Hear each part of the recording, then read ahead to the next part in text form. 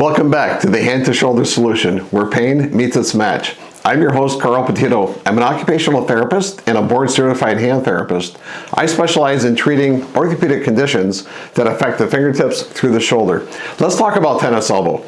It's a tough condition to treat, and I see a lot of people who've been hoping that it's going to go away, but it persists over weeks, months, and months sometimes turn into years. And as with anything else, the longer that it goes on, the more difficult it is to treat and to get rid of permanently. I want to show you some tips and tricks and some key points that we use in the clinic to really educate patients to an optimal home exercise program that they can do for themselves at home. We'll touch on briefly what we do in the clinic, but let's focus on what you can do at home. And remember, the ideal thing is to be seen by your healthcare professional so you can be thoroughly examined. I do a thorough evaluation and find out really what your personal situation is with your tennis elbow. And by the way, they're all different. And even in the same person, if they have it on the right side and then we get it cleared up and then it happens on the left side, it's a total different ball of wax. So let's talk about some basics. So the muscles that extend your wrist, extend your fingers, turn your hand palm up, they're anchored in on what's called the lateral epicondyle. It's a bony knob right there. If you feel on the thumb side of if you turn your hand palm up, it's the thumb side of your elbow, the outside part of your elbow. You follow the humerus down, and there's that knobby bone. That's the anchor point for those muscles that do this. And when the muscles contract and they do those motions, it pulls here on the end. And sometimes these muscles in the back of your forearm will get very, very tight. And when they get really tight, they start to pull hard on this outside part, on the lateral epicondyle.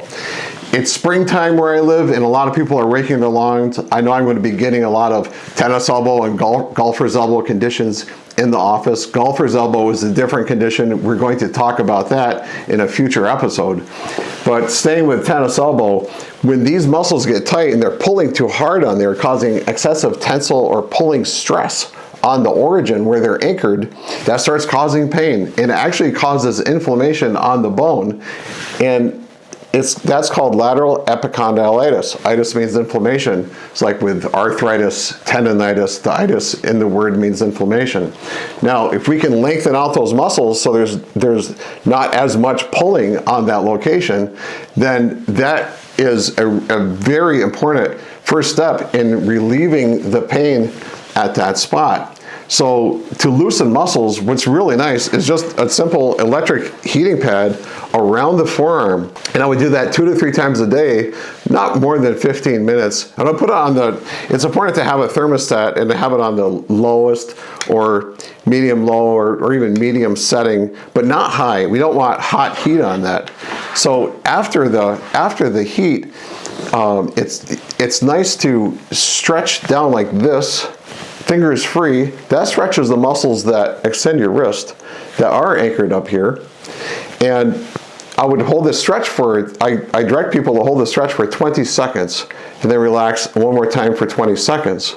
Now, before you use the heat, you can test yourself. So if you pull your hand down to stretch your wrist, bringing the palm toward the floor, if you feel it pulling up here, up high, then that's a stretch you should do. If it's not stretching in the back of your forearm, you don't need that stretch.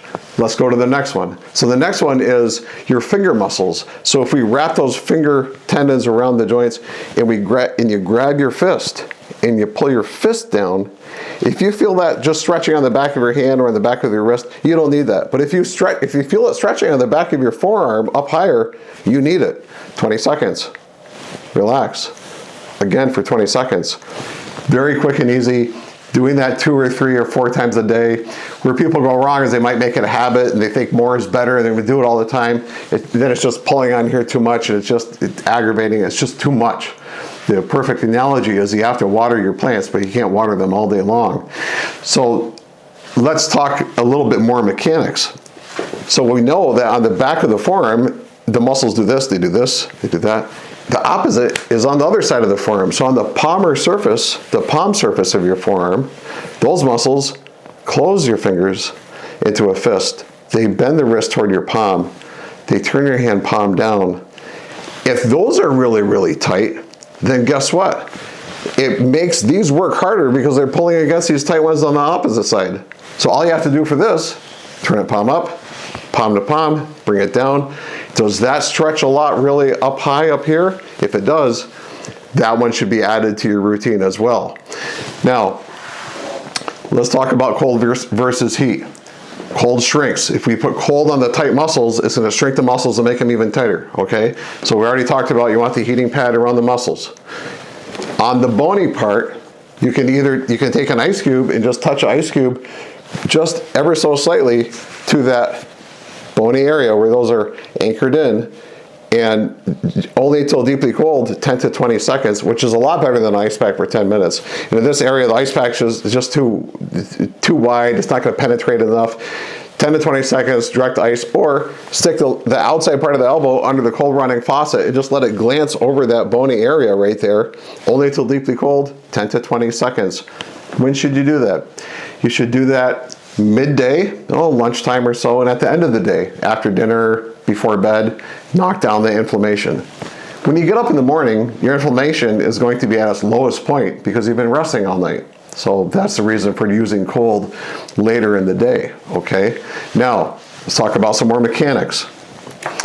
Write in with questions. Really, I like questions. I like to respond to them. Everybody's situation is different, and it's really important to. What I do in the clinic is I do a thorough exam. So I palpate, I see what's tender, what's sore. I do some orthopedic testing and find out exactly what's the mechanics. Every situation is different. When did it start? How much time has gone by? What muscles are involved? Et cetera, et cetera, et cetera.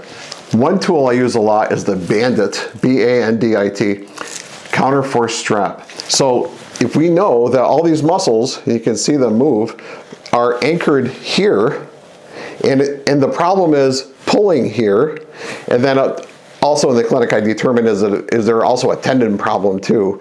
Usually it leads to some tendinopathy, where the tendonitis first, where it's inflamed, and the tendinopathy where the tendons actually starts to shred a little bit. And by the way, if you get too many steroid injections, that starts to degrade the tissues, it starts to break down the tendon.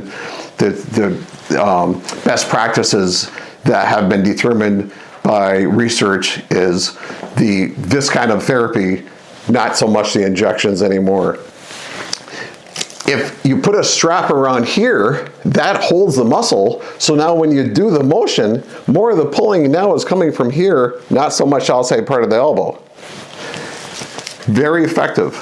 Now, I have a lot of patients who are electricians, or they do construction, and when they're using squeezing the wire cutters or any other pliers, that squeezing hurts. But you didn't say, wait a minute. When I squeeze, I'm using the muscles on the other side, you said. That's true. But in order for this not to happen, when you squeeze, your wrist extensors that are anchored over here have to contract to keep your wrist straight. That's one of the precautions, is trying to avoid a tight grip. Or if you have to squeeze anything hard, like cutting wire or using pliers for a heavy job, you at least use both hands, or use the other hand when possible. Back to the counterforce strap. So this around the forearm should be put on firm, not chokingly tight, but just firm. And I have patients look at, where's the widest part of the forearm, and that's where it should go around. It should never touch the bone. It shouldn't touch the tendon. It should be about three or four fingers, probably 4 fingers down from that bony prominence, the lateral epicondyle, and then it should be on there firmly, snug, maybe a little extra beyond snug, about like that. And then you can just push the skin underneath, okay? Now, when I move, more of the pulling is coming from here, and that allows this painful area to rest, and that's called the counterforce strap. Over the last 26 years, I've used a lot of different ones. Probably for the last 10 or 15 years, I've stuck to the Bandit, and this works really well for the golfer's elbow too, which occurs on the opposite side. So that Bandit strap is a great one. Now, real quick, triceps. So if you look at the tightness of your triceps, if you bend your elbow and you touch your shoulder and then you push your elbow up toward the ceiling, And boy, that's pulling a lot back here. And then you compare it to the other side and say, wow, the other side goes up real easy. This side just, oh, that's really tight. That triceps tightness, that triceps inserts on the very tip of the elbow right here. And say, well, why does that affect it? It's not the outside part of the elbow, but it changes the mechanical dynamic around all of these joints. There's 3 joints in the elbow. So if the triceps are tight, I have patients just stretch those triceps 20 seconds a few times a day, and that helps a lot too. So I hope this was helpful. Thank you very much for liking and subscribing, and also for sharing this video. A lot of people out there with tennis elbow, it's a big problem, and we have it in the office all the time. Being armed with this knowledge and what to do at home is very, very helpful. But get into the clinic, get it taken care of sooner rather than later, because it does get very complex. CarlPetitto.com, my website, check it out. Thanks.